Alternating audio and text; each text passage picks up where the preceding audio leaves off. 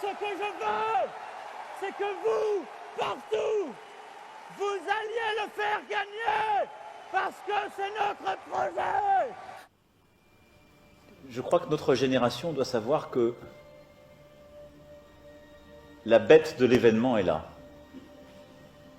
Et elle arrive. Et puis, une dernière règle, je dis ça parce qu'on a regardé ce qui marchait chez nos voisins, les autres, cette fameuse règle des 6. Au restaurant, on a dit pas plus de 6. Eh bien, au maximum, pour notre vie personnelle, il faut qu'on fasse ça.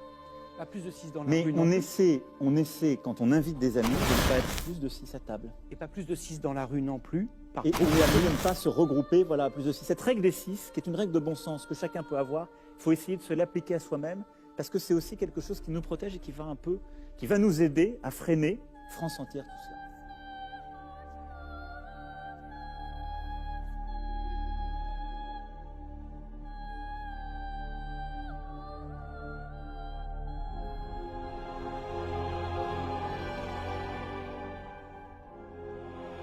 Est-ce que vous êtes en mission? Oui. C'est comme ça que je le vis. Je crois jamais avoir le sentiment que je faisais une carrière. Et depuis que je suis rentré dans le champ politique, je vis ça comme une mission. Il y a une dimension de spiritualité. Il y en a une. Et en tout cas, la conviction qu'il existe une transcendance, oui. Quelque chose qui dépasse.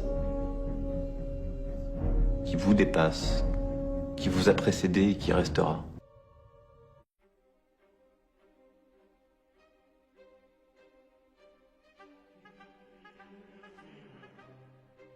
Macron, c'est vous qui avez conseillé à David de Rothschild de le rencontrer?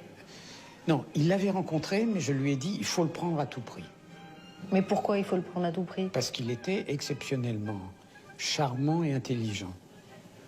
Et que ce sont les qualités d'un banquier d'affaires. Un banquier d'affaires doit être intelligent, souple, rapide, et s'il peut être en plus charmant, parce que c'est quand même un métier de pute.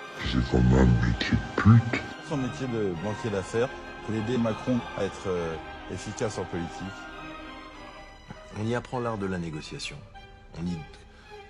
On apprend vraiment l'art de la négociation. On est amené aussi beaucoup, et ça c'est, j'allais dire heureusement ou malheureusement, utile en politique, à communiquer, c'est-à-dire à raconter une histoire. Dans le jargon, quand on fait une opération, on construit ce qu'on appelle une equity story, qui est l'histoire qui va donner aux actionnaires envie de voter cette opération, d'acheter les titres ou d'apporter leurs titres. Donc on y apprend d'une certaine façon aussi des techniques pas de manipulation de l'opinion, mais un petit peu. Aux personnes à risque, aux plus vulnérables, aux personnes âgées de plus de 70 ans, je demande une vigilance accrue. Moins de réunions avec la famille, avec les amis, même si c'est un crève-cœur.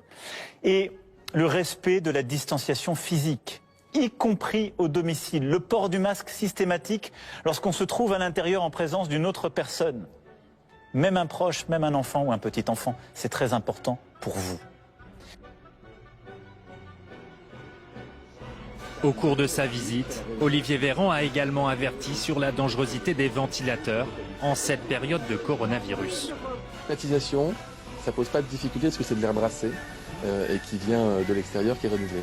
Le ventilo, hélas, il brasse de l'air intérieur qui est circulaire et qui fait que s'il y a du virus, si quelqu'un a du virus et qu'il crache dans l'air, comme il y a un risque d'aérosolisation, c'est-à-dire une transmission par l'air du virus, et quand bien même ce ne serait pas le cas, le virus va pouvoir se poser partout dans la pièce. À sa sortie de l'EHPAD, le ministre de la Santé a annoncé la réactivation de ce numéro vert 0800 06 66 66, une plateforme qui répondra à toutes les questions qu'on peut se poser en cette période de canicule.